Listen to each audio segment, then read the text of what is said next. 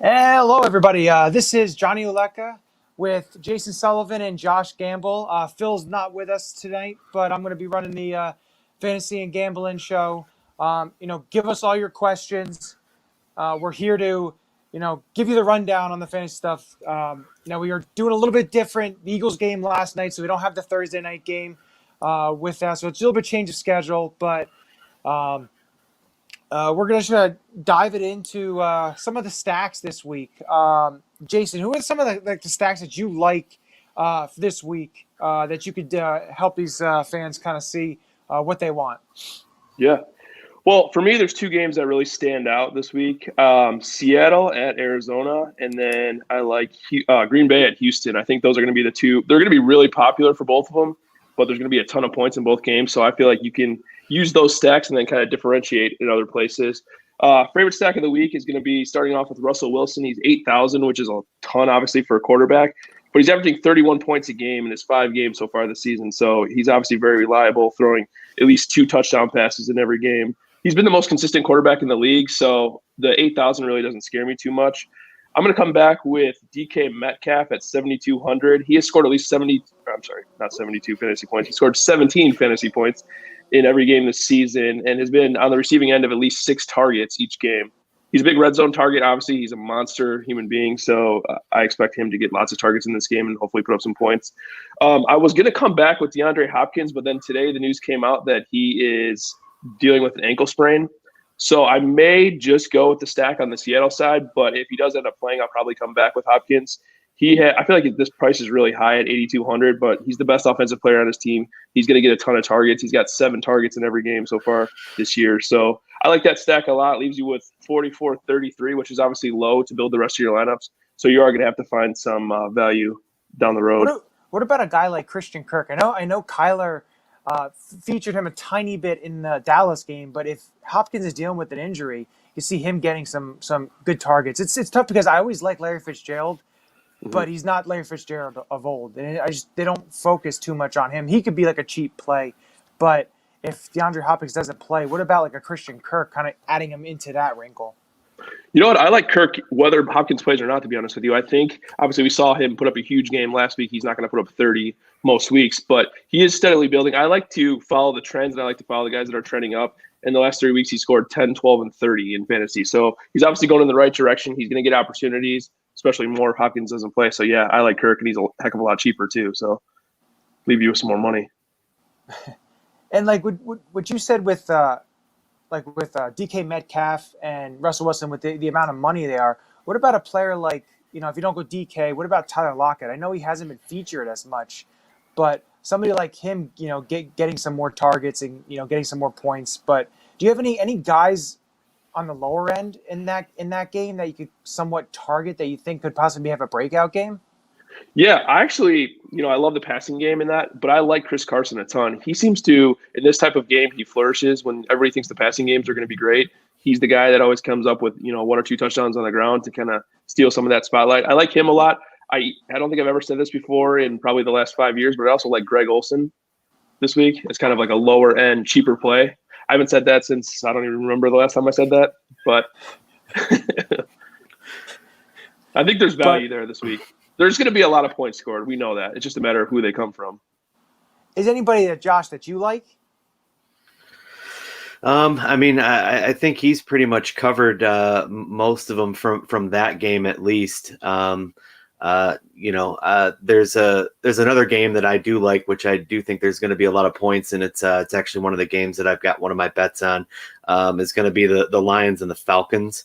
I don't really have the numbers behind it, but I definitely consider doing something, like Matt Ryan and then one of the Falcons receivers. And then, coming with like a guy like Kenny Galladay, in that game, just because, I mean, it's the second highest over under, I believe, this week at 55.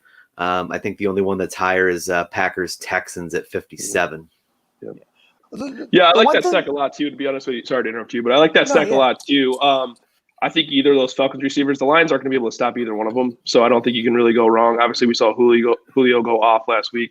Matt Ryan's a lot better when Julio plays, obviously, which isn't surprising to anybody. And Galladay has put up at least 17 points in the 3 games that he's played. So he's really super consistent.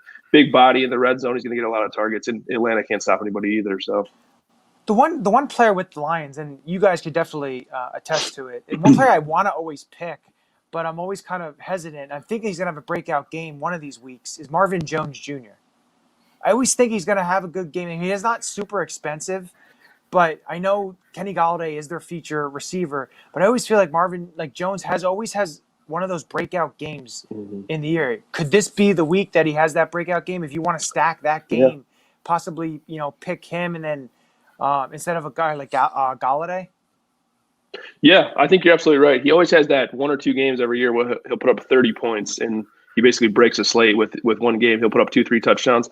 He's one of those guys that, just watching him week in and week out, that he's more valuable to a real team than he is a fantasy team. He'll make huge catches throughout the game, but he only gets maybe 1 or 2 per game. So one of these weeks he will break out. I just hate to take that chance and be wrong and get a 2 or a 3 maybe from him. Now, you also mentioned the Green Bay-Houston game, and I know Aaron Jones, I guess, is dealing with an injury. I guess it came out, either got hurt in practice or whatever. But thinking about that game as a stack, I could definitely see that being a super high-scoring game, kind of almost like Houston's game last week.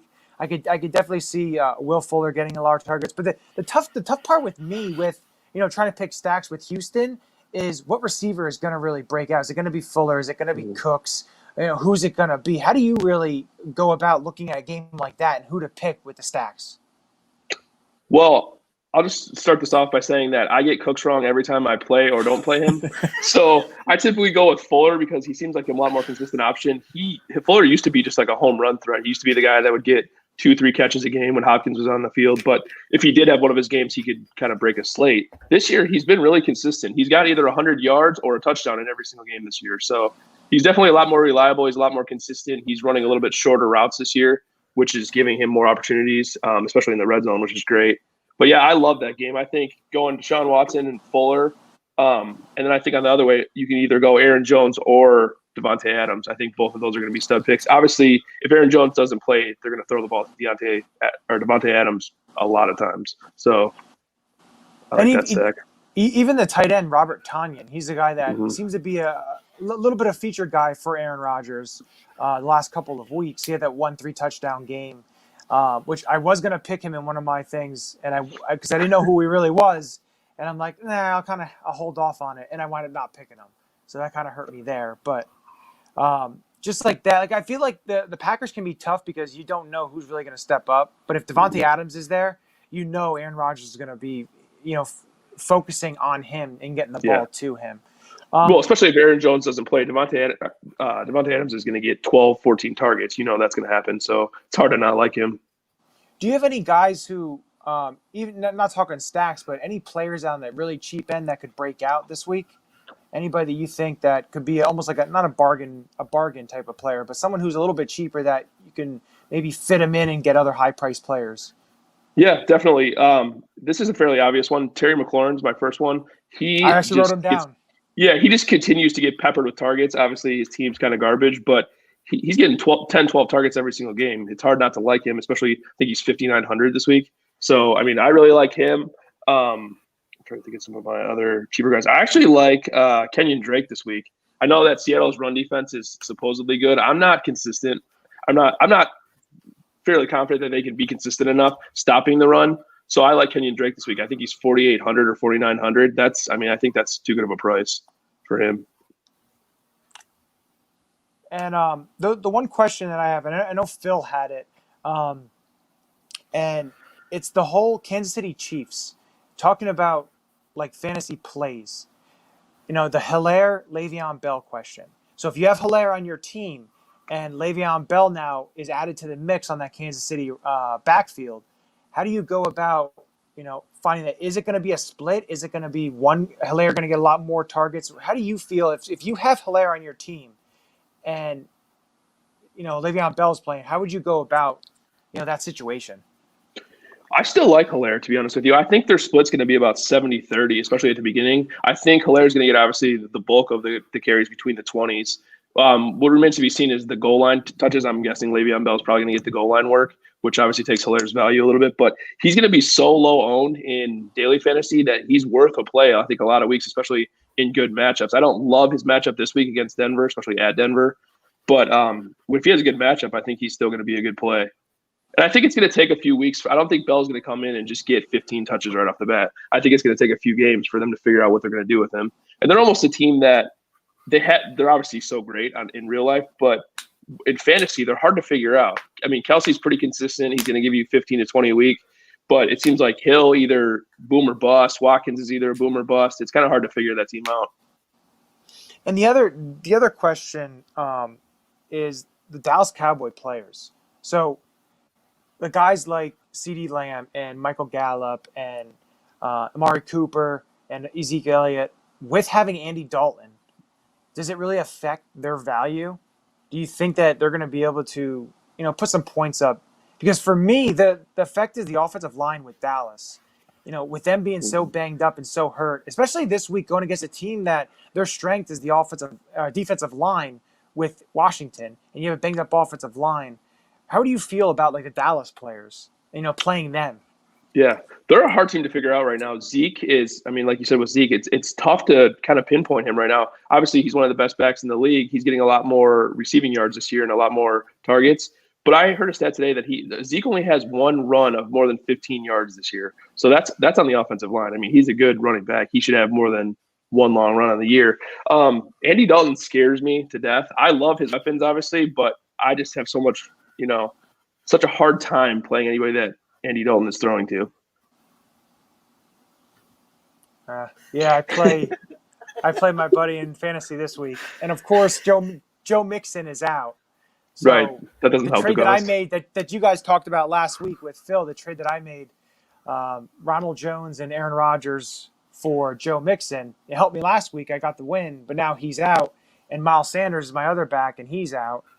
Ooh. So yeah, so I'm kind of I do have Mike Davis and James Robinson, so I have some players there, but I didn't have really Rex Burkhead. I don't feel comfortable playing him against San Francisco. So no, I love Mike Davis this week, by the way, for season long or DFS. He had one bad game last week, and everybody's kind of off that bandwagon now. But the guy has been so consistent. He's getting tons of targets, tons of rushing yards. I think he's a smash play in DraftKings this week. And the other player I wound up picking him up just to put is Dontrell Inman from Washington. Now, I know Washington's had some injuries. Cam Sims is hurt. They have a couple injury. Gandy Golden got hurt last week. Mm-hmm. So they have a bunch of injuries, and I feel like he's a type of low-risk play. But, what the other question I have is, the Eagles played yesterday, so he's not really a factor for this week. But what's your feel fantasy-wise and even betting-wise in terms of numbers with Travis Fulgham, the receiver that is basically their focal point now, their best receiver, in terms of like the daily fantasies and then even any type of gambling bets with Travis Fulgham? How do you guys feel? How would you play that the next couple of weeks and the rest of this year with him? He's got to get opportunities. The way I see it, he's way too talented. even if everybody's healthy, he's their best receiver at this point. They need him to be on the field. I think they're going to continue. I think the coaching staff's smart enough to realize that he's going to continue to get peppered. Obviously, Wentz and him have something going. You don't want to slow that down, I don't think. So yeah, I would continue to play him in daily. He's still not priced up the way he should be. So week in and week out, he's going to be in my lineups definitely. And I know usually he has like, I'm not sure if this week it was like 59 yards, but I feel like anytime there's a play with him, I always just want to hit it, whether it's even like the anytime touchdown and any type of parlays with him. How would you feel with that, Josh? Like, how do you feel in terms of playing like with him with this type of prop bets? Yeah, no, definitely. I mean, especially as banged up as they are at receiver and the amount of targets that he's going to get. I think he had I think it was 11 in the game last night. Wentz is going to look his way all the time. He's going to get opportunities. I mean, it's going to be he's a great prop bet play as long as the yardage is in a range that still makes sense. That number is going to keep getting bumped up, and as he's having these good games. But as long as it stays around, I think it was right around 59.5, 60 yards, something like that was the over under on his yards. If it stays between there and 65. I mean, I think that's a pretty solid play each week until he proves us that it's not going to happen. And speaking the gambling wise, the plays this week, what are a couple top plays that you like, for this week? Yeah, so I have 5 plays this week that I like over 4 games. I'll start with the game that has 2 plays in it. The first one is going to be I'm taking the Panthers +9, and then I'm also going to take the over 51 in that game. The vast majority of the public that line opened at 6.5. The vast majority of the public bets have been on the Saints, and it's pushed that all the way up to 9.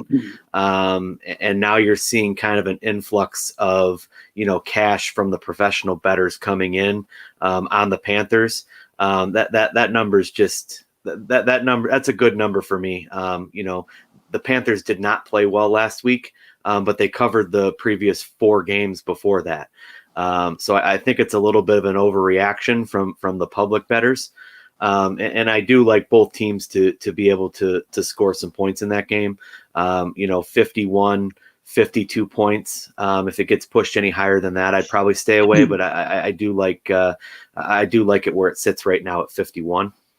Yeah. And I thought that was to me, it seems like it's a really high line because New Orleans has not been playing really well. And with Drew Brees, it just doesn't look like the same Drew Brees. And that offense, and Michael Thomas is going to be out. I just saw earlier today he's going to be out again. And Emmanuel Sanders, I guess, went on the COVID list, so they're missing him too. So that's a really, really good play. With those weapons being missed, I feel like that line could possibly start to creep down. So if it's up at that +9, you got to go and you got to get it and you got to hit that and make sure you stay on that because I feel like it's going to drop maybe a point or two with those guys being out. But that's a really, really good play. Yeah. Since this morning, actually, it's been teetering back and forth between 8.5 and 9, which what that tells me is there's a lot of public betting on the Saints, and that's bringing that number down, and then the higher dollar amounts from the professional bettors that are taking the Panthers is kind of creeping it back up. So it's going to be. It'll be interesting to see what happens as we get closer to game time, to see what happens to that line. Me personally, I already have my bet down. I'm taking it at +9 right now. I don't want that thing going down anymore. Give me my 9 points now. Yeah. Yeah, and even the over 51, I feel like I know Carolina's not, their offense isn't super explosive, but I feel like on that, the way that the New Orleans defense is played, I think easily that they can get over those points. I think it could be a little bit of high scoring output.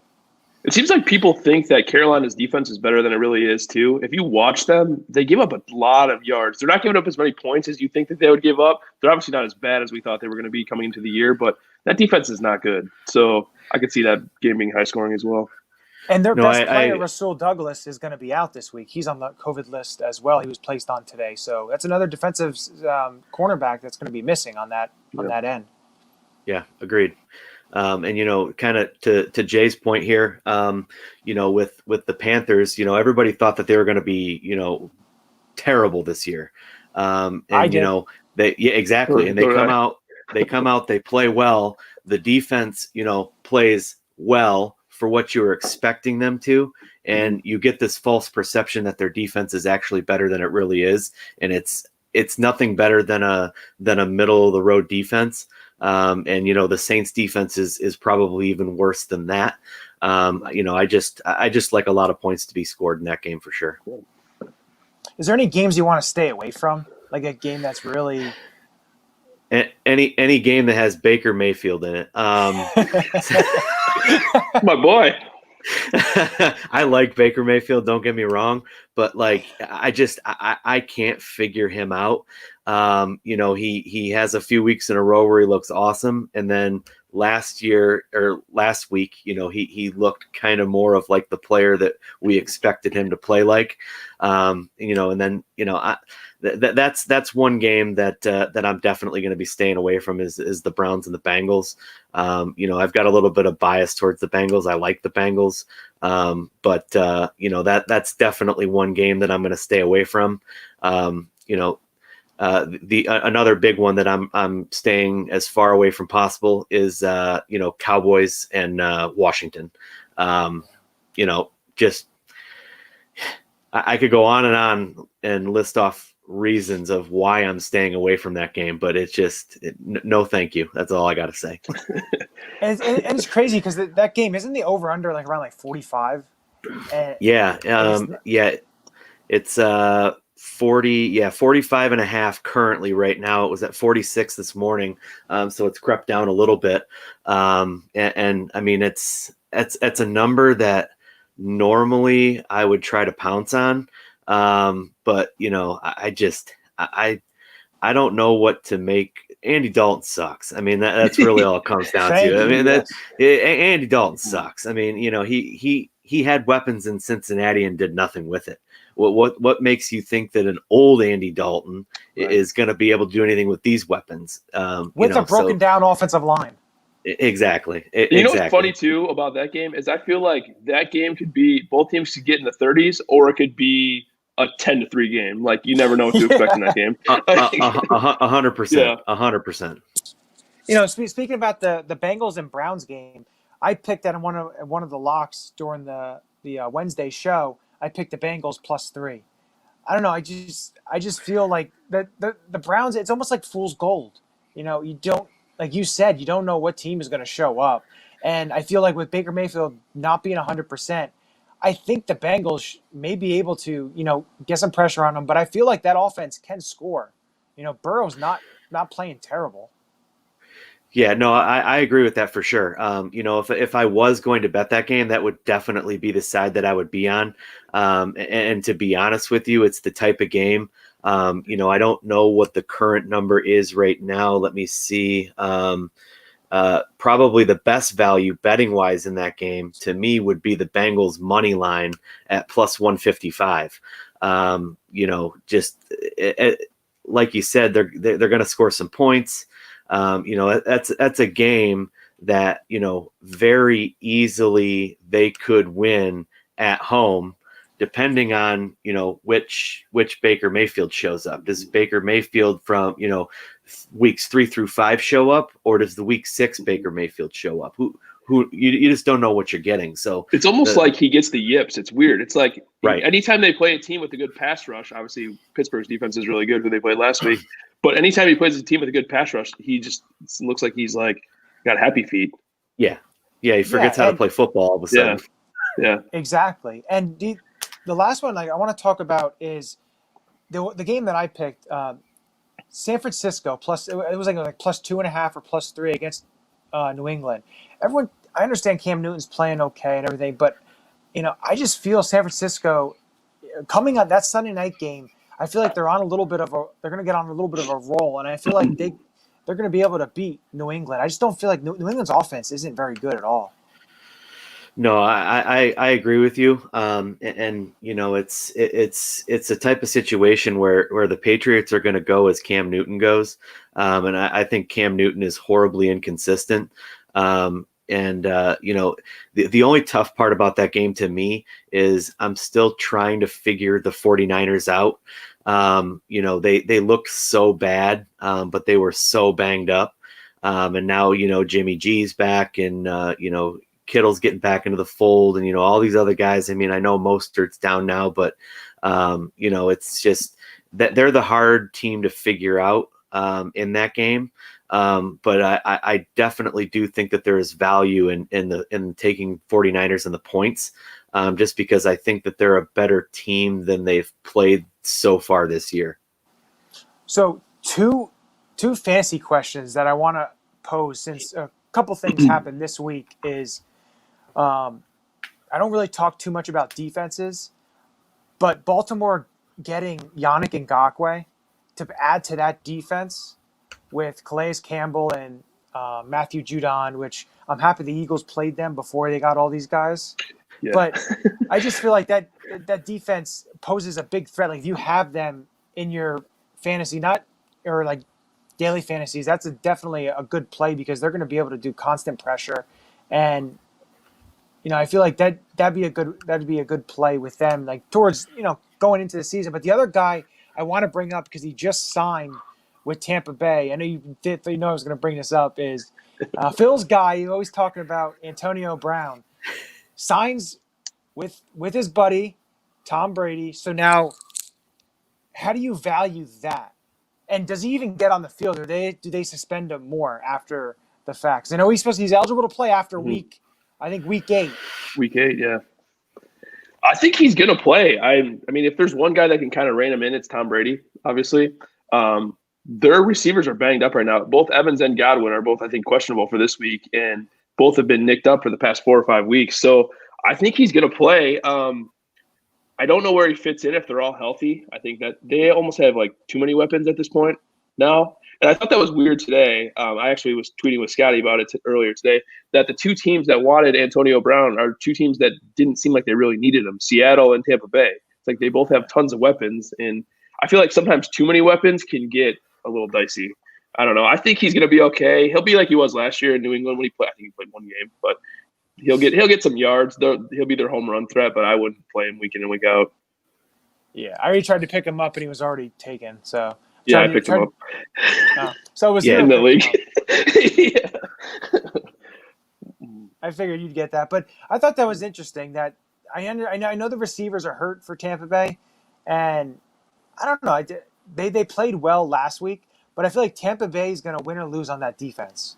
Yeah. Their offense is, you know, Tom Brady isn't the Tom Brady of old, but if their defense can put the amount of pressure that they did on Aaron Rodgers and play like the way they did, they're not going to lose many games. Well, that's a good point too. Obviously they ran the ball really successful last week too. If they can do that, like you said, that defense gets tons of pressure, and that's a tough defense to play against. So yeah, they seem like they're getting some momentum for sure. If Tom Brady can get into a situation where he doesn't have to throw, 50 times a game, that team's really dangerous. Yeah, that's what I was going to say. That team is going to go as the running game goes, and how well the run of the football with Jones and Fournette, and kind of like you said, keeping that defense off the field, and not making Tom throw a gazillion times. I mean, he is 43 years old, and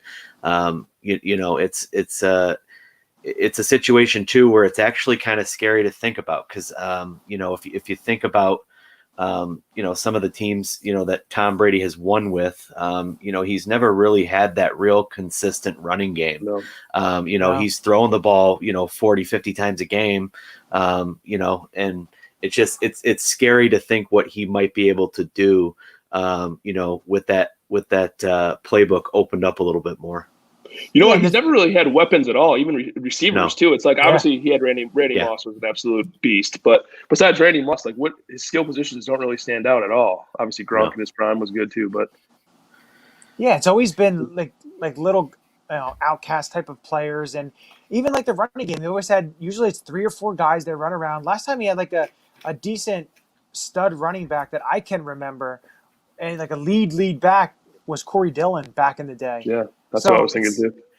yeah, and he's had the receivers he's had to play with weren't the best, but the amount of talent he has on Tampa Bay, it's just something he's never had before. But the other question, talk about like running backs in the situations like that coming up in the next couple of weeks. I want to get your guys' input on is the whole Carolina with Mike Davis, Christian McCaffrey, and people who have Mike Davis and Christian McCaffrey coming back. Like I had Mike Davis, so my question with that is, how do you go about with that? Is Mike Davis going to get touches because he's been playing out of the in the pass game, run game. He's been double-digit points, sometimes hitting in the 20s. He's contributing. It's going to be tough. I think you obviously still have to give him touches, right? I mean, I feel like you have to give him at least 10 touches a game. So I think he's going to dig into McCaffrey's value a lot. I guess it's a good problem to have. But, yeah, it's going to be interesting to see what happens. I'm not 100% sure what that answer is. Well, and honestly, if the Panthers are smart, they'd be still giving, Mike Davis plenty of touches and kind of take a little bit of the load off of Christian McCaffrey instead of him touching the ball, 40 times a game, whether it's, out of the backfield or catching, passes or, whatever. It's like, it's no surprise that dude gets hurt, this year. And it's like, you touch the ball 40 times a game. I mean, he's only going to play for like 5-6 years and he's going to be toast. He takes a lot of hits too. Like I don't know if you really watched him play much, but he's always like going airborne, taking crazy hits. So I think that's a good idea. And I think you can line up McCaffrey in the slot too. I think that's an option that they might look into because he's obviously a good pass catcher too. Yeah, because that's big. His value, in the pass game can help them if they have a bigger back like Mike Davis, because they've been using Mike Davis and I guess Reggie Bananen or whatever his name is as the backup. But if you lessen his load, I understand you're paying McCaffrey so much money, but you got to use them different ways because you can make that offense a lot more dynamic if you can do that. And it even brings the point to another team that has a backup running back, and that's the Jaguars with James Robinson. I feel like James Robinson is almost kind of carved out where he's going to be a starting back whatever backs come back, because he's been consistent. He's another one that I have, so I'm watching those because running back is tough in fantasy nowadays, and it's not what it used to be. There's only a small handful of guys that are going to get the consistent amount of carries every single week, and then the rest of it is almost the matchup, looking on the waiver wire, seeing who could be there, seeing having guys on the bench. And like how do you guys approach the running back position in terms of fantasy value and putting them in your lineups? Typically, for me, when I play DraftKings, I like to get one of the studs. I like to get somebody that I think is going to be in a smash matchup like Derrick Henry, Zeke Elliott, Kamara. Especially this year with Kamara, it's like he's the most expensive back week in and week out, but you can even argue that he's underpriced. I mean, him being at, I think he's 7,900 this week. Last year, we were seeing the same production from McCaffrey, and he was up close to 10,000 or even 10,000 some weeks. So I think I typically go with the stud, and I try to find a lesser back, somebody around maybe 5,000 that's going to get an uptick in touches, or somebody like somebody that's going to catch passes. I like that. I like the upside of pass catching backs. Yeah, no, the other thing I want to do is it's kind of on the spot, so you guys may have to think about it. But what's your one bold prediction for this weekend? So something, whether it's a player breaks out, a team wins, something. What's your biggest bold prediction that you think is going to happen? That somebody can use, who's watching, somebody could use. You go first, Josh. Oh man, I knew you were going to do that. I was actually thinking about this earlier. It's so do you want a fantasy bold prediction, or do you want a gambling bold prediction from me, or you don't matter? It doesn't matter. It doesn't matter. It could be anything. Whoever's watching, anyone watching that could, something to gain out of. It doesn't matter what it is. So this is going to be really bold, actually. Here we go. The Panthers are going to go into New Orleans and win. Ooh, I like it. I like that. A 9-point road underdog, and they're going to win that game. I don't like the Saints. I think they're getting by right now on what they used to be quite a bit. Drew Brees is making, little dinky 4 or 5 yard passes down the field. And I just, it's just not going to work. You know what I mean? I read a stat today. I forget exactly what it was, but he was like in the bottom 3, I think, for length of target to his wide receivers. Just stuff like that. And, I don't know why. I just got a gut feeling. I think the Panthers are going to win that game. I think that's part of the reason, too, that Kamara has been so good is because he's dinking and dunking, and Kamara's catching the ball 10 times a game. It's insane. Yep. Yeah.